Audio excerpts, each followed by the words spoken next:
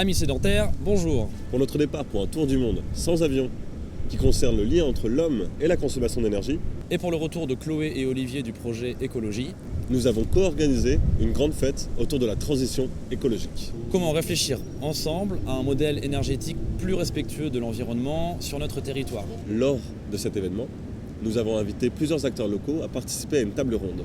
Nous sommes heureux de pouvoir vous présenter un résumé de ces échanges. Moi, j'ai une question toute simple à vous poser, Olivier et François. Vous avez organisé cette journée qui s'appelle la Normandie en transition, en tout cas cette séquence. Quand on est deux personnes, qu'on part faire un tour du monde pendant 2 ans, en quoi ça fait bouger la question de la transition en Normandie, finalement? Est-ce que donc une initiative personnelle, à une petite échelle, peut engager un mouvement plus large sur un grand territoire? Peut-être Olivier pour commencer? Alors, dans un premier temps, ça permet d'organiser des journées comme celle-ci. Donc c'est voilà, un bon exemple de ce que ça peut engendrer. Comme disaient Claude et Anne-Thérèse, les initiatives citoyennes sont très importantes.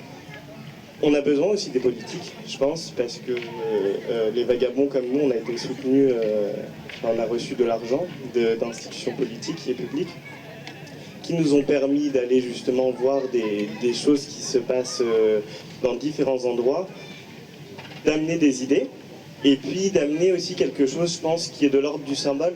Nous, ce qu'on a vraiment voulu essayer de montrer, c'est que même si on devrait aller plus vite, si on pourrait aller plus vite, il y a beaucoup de gens dans le monde en fait qui sont pris dans un mouvement qui se développe de plus en plus et qu'il faut absolument en parler, même si c'est pas assez rapide. Parce que si on n'en parle pas, ces initiatives vont juste mourir, et qu'on a besoin des fois de petites victoires, et de voir que une personne a construit une maison qui est intéressante, on peut la reproduire. Des gens ou un village ont mis en place des éoliennes, allons voir, et si ça fonctionne, parlons-en. Et donc nous, ce qu'on essaie vraiment de faire, c'est de l'information. Et après, en partant et en revenant partager ce qu'on fait, ce que vont faire, je pense, les vagabonds, ça permet de faire parler, et de faire parler en positif, et je pense que c'est un des aspects vraiment essentiels qu'on essaie de développer. François, là aussi j'aimerais que tu réagisses sur cette question. Comment, à votre petite échelle, vous pensez pouvoir avoir participé à une Normandie en transition? C'est sûr que pour nous ça va être très différent dans la mesure où on va chercher des projets liés à l'énergie. Il faut toujours savoir que cette énergie elle est corrélée à un potentiel local. C'est-à-dire qu'un potentiel énergétique solaire, c'est pas le même qu'au bord de l'équateur, mais c'est surtout en fait une sensibilisation qu'on veut apporter et un questionnement. C'est-à-dire que tous les modèles ne sont pas non plus applicables, mais vous avez quelque chose qui vous est propre. Il faut redonner de la valeur à cette ressource. Donc il y a l'ARP par exemple qui redonne de la valeur à la matière première, en tout cas qui veut développer ça. Donc vraiment notre initiative n'a que le but de sensibiliser et d'accompagner et de montrer qu'on peut réfléchir différemment. Claude Taleb, tu le disais tout à l'heure, tu as longtemps été à la manœuvre avec tes collègues sur les politiques régionales. Aujourd'hui, les obstacles, comment tu les vois? Parce que en matière, tu évoquais l'agriculture, la région Normandie est quand même en queue de peloton des régions françaises. Qu'est-ce qui fait qu'on ne va pas plus vite? Est-ce que c'est parce que la région Normandie est une des premières productrices d'énergie, donc on est assis sur des habitudes de vieux lauriers qu'on a du mal à bousculer? Moi, j'ai envie de rester modeste. Je pense qu'il y a vraiment une multiplicité de raisons. Et comme je ne suis plus aux affaires, je peux d'autant plus facilement finalement être indulgent avec les élus et dire que ceux qui gèrent, ils ont... Anne le disait d'ailleurs, le changement ne se fait pas par décret. Il se fait quand l'opinion publique est favorable, quand des conditions économiques, réglementaires le permettent.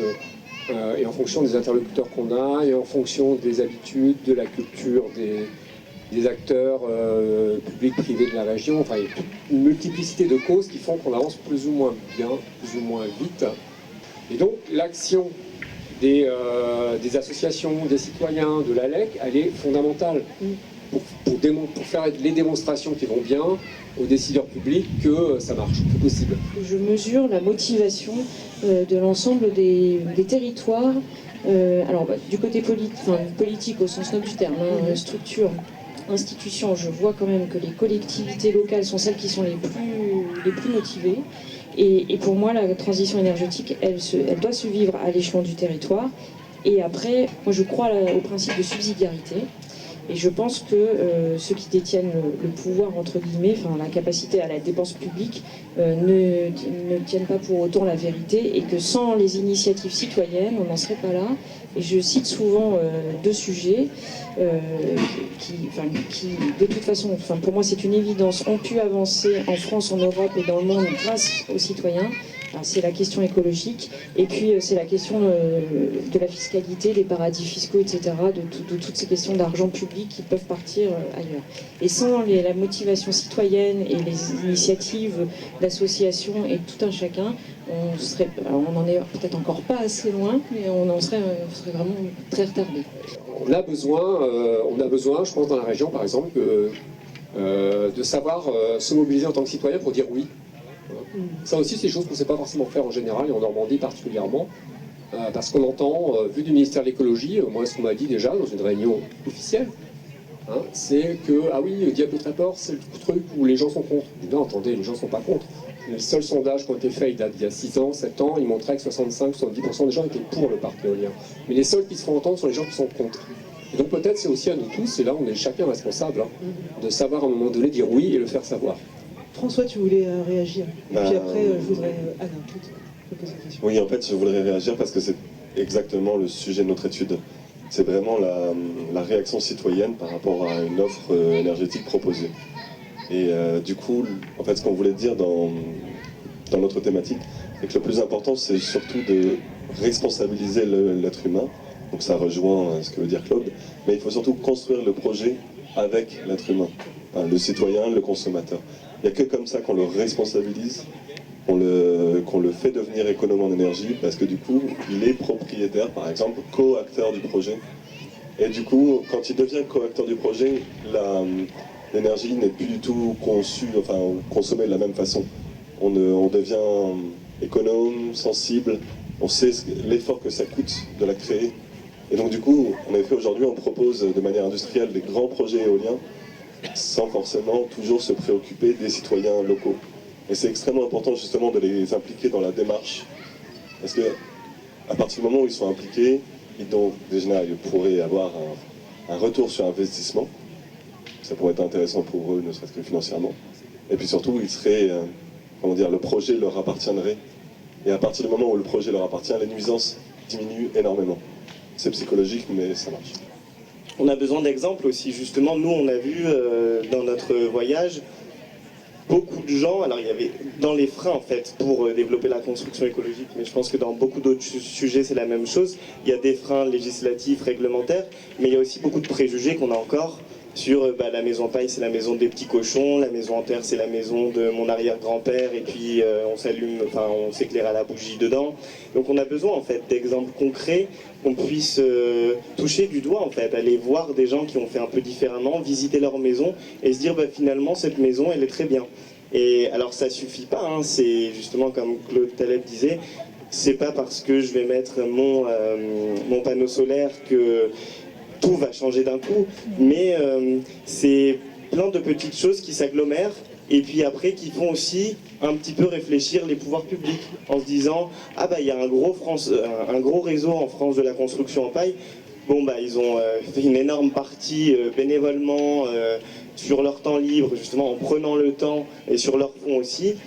Peut-être qu'on va aller voir ce qu'ils font maintenant, qu'ils sont un peu plus gros, et puis tant mieux. Mais donc, il y a besoin d'exemples, comme aussi, je pense à Pierre Rabhi aussi, qui fait énormément de choses, et maintenant, de plus en du mouvement des colibris. Alors, il n'est pas tout seul, il y a plein d'autres gens aussi. Mais des gens qui sont un peu vus comme des exemples, comme des modèles, qui n'ont pas toujours raison aussi dans ce qu'ils font, mais qui peuvent, encore une fois, être un peu un symbole que les citoyens... les citoyens, ça peut leur permettre aussi de se mettre à leur place et de se dire finalement ces gens ne sont pas tellement différents de nous Et eux, ils font, alors pourquoi nous, on ne fait pas? Eh ben, faisons aussi comme eux ont fait avant. Pour conclure cette table ronde sur la transition écologique, on retient 3 points essentiels. Tout d'abord, les associations locales agissent en proposant des solutions concrètes. Ensuite, elles ont besoin du soutien des collectivités et des citoyens. Enfin, l'énergie est notre présent. Saisissons-la. À bientôt les cocos!